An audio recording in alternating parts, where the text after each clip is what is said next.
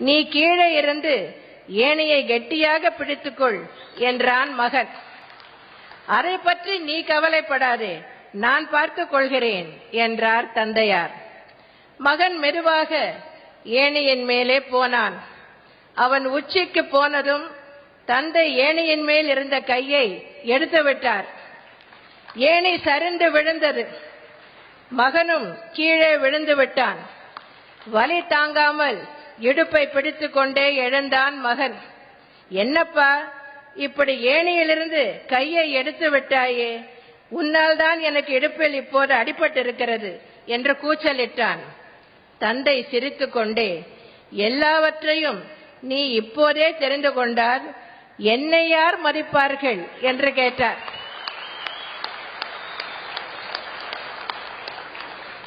இதுதான் அரசியலில் முதல் பாடம் என்று